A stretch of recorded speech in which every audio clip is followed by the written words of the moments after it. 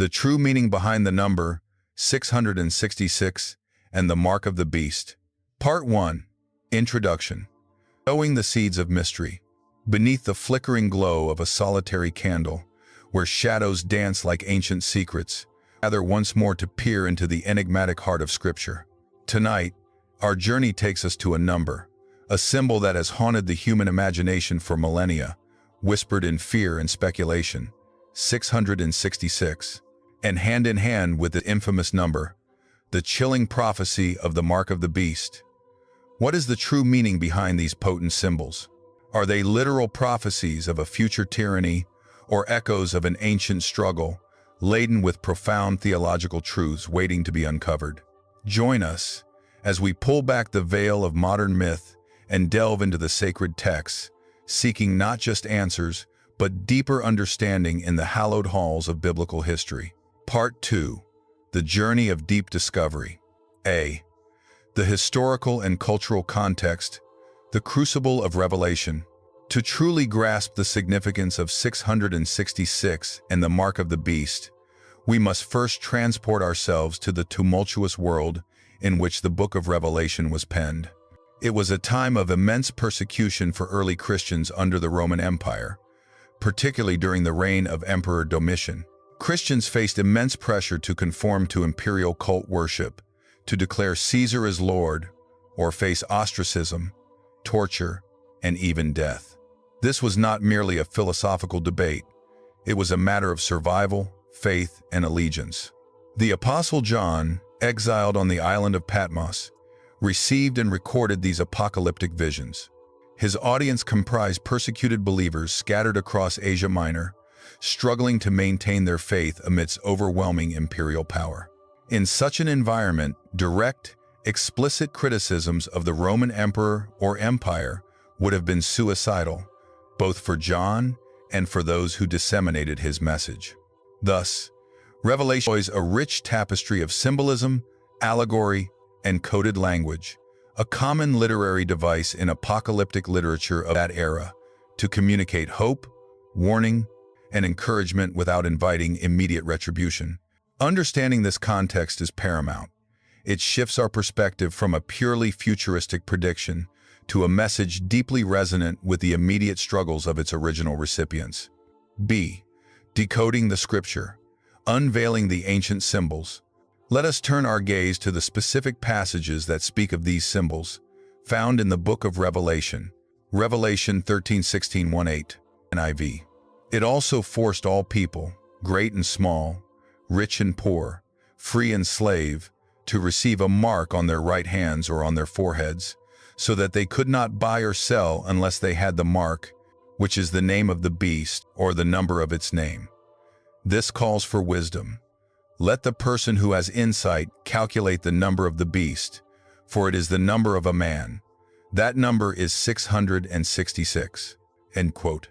And in Revelation 14:9-1, 1 NIV, a third angel followed them and said in a loud voice, "If anyone worships the beast and its image and receives its mark on their forehead or on their hand, they too will drink the wine of God's fury, which has been poured full strength into the cup of his wrath.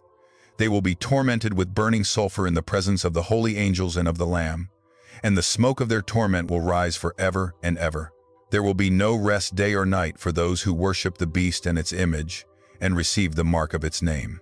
The mark on their right hands or on their foreheads immediately echoes the Jewish practice of phylacteries, tefillin, and the Shema prayer, where God's commands were to be on your heart and on your soul, and bind them as a sign on your hand, and as frontlets between your eyes, Deuteronomy 11:18. This suggests that the mark of the beast is not merely a physical brand, but a countersign, a symbolic allegiance, a public declaration of loyalty, whether by deed, hand, or by thought and belief, forehead. In the Roman context, this would have been an act of participating in imperial cults or swearing allegiance to Caesar, which enabled one to participate in the economic and social life of the empire. Refusal meant exclusion from the marketplace, the inability to buy or sell. Now, to the number 666. The text itself states, "This calls for wisdom. Let the person who has insight calculate the number of the beast, for it is the number of a man. This clue is crucial. In ancient Hebrew and Greek cultures, letters also served as numerical values, a practice known as gematria. When John's original audience read 666, they were implicitly invited to calculate or decipher a name.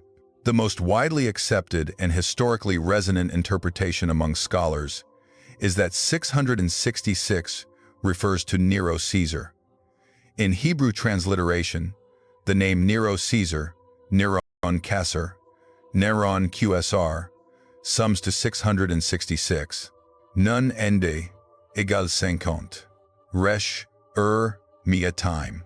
Vav, shesh, nun, chamishim, kof, kak, mea, semix, dungulosher, resh, mia time. Total equals 666. It is also worth noting that in some early manuscripts, the number appears as 616. Interestingly, Nero Caesar in Latin transliteration, Nero Caesar, when the Hebrew nun n is dropped, resulting in NR-QSR, sums to 616.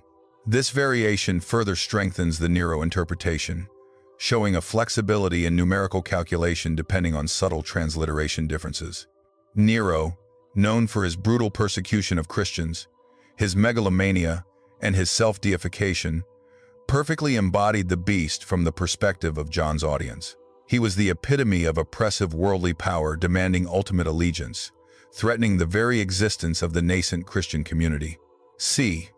The hidden theological meaning, allegiance in a fallen world.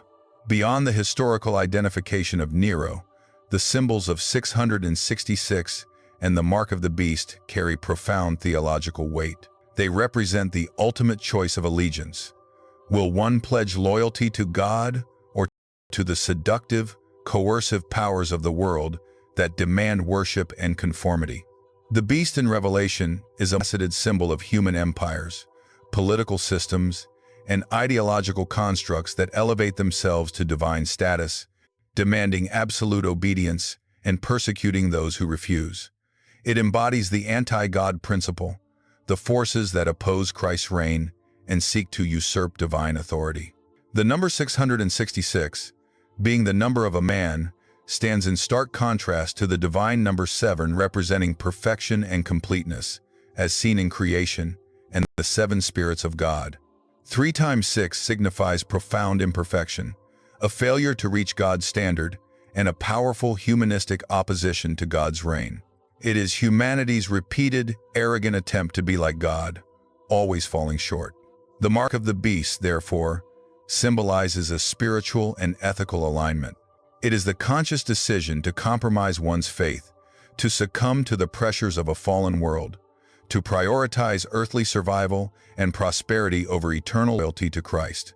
This allegiance allows one to participate in the world's economic and social systems, but at the cost of one's soul. It speaks to the perennial temptation faced by believers in every age. How much will we compromise our convictions for the sake of worldly acceptance, security, or success? D. Controversies and theories. The enduring debate. Over the centuries, the interpretation of 666 and the mark of the beast has been a fertile ground for diverse and often sensational theories. Literal future mark. Many modern interpretations take a hyper-literal approach, viewing the mark as a future physical implant, like a microchip or barcode, that will be required for all economic transactions during a tribulation period. While this reflects a natural desire to understand prophecy in contemporary terms, it often divorces the text from its original historical and literary context. Papal or Islamic figures. Historically, various groups have identified the beast in 666 with the Pope or with prominent figures in Islam. These interpretations often arose during periods of religious conflict and reflect polemical efforts rather than careful exegetical analysis. Antichrist identification. The number has frequently been associated with a singular Antichrist figure who will rise to power in the end times.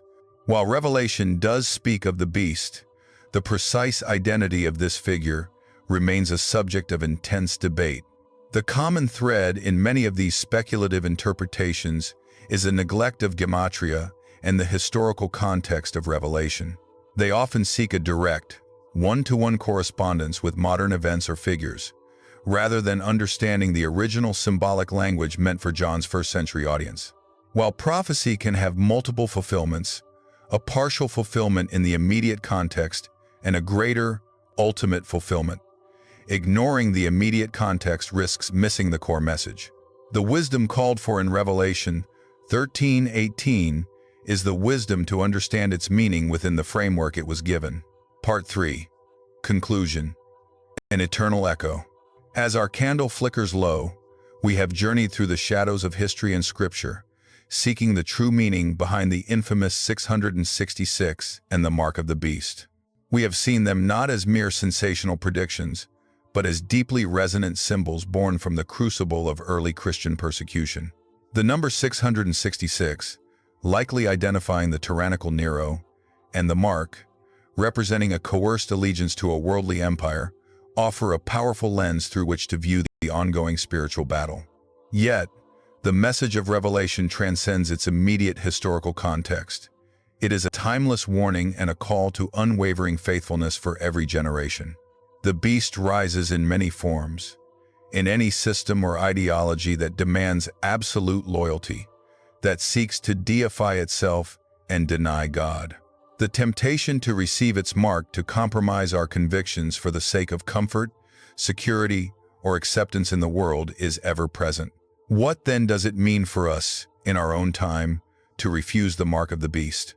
How do we navigate a world that continually demands our allegiance, sometimes subtly, sometimes overtly, and remain steadfast in our devotion to the one true God? This ancient message echoes across the millennia, inviting us not to fear a number, but to examine the allegiances of our own hearts, to truly understand where our ultimate loyalty lies. The true meaning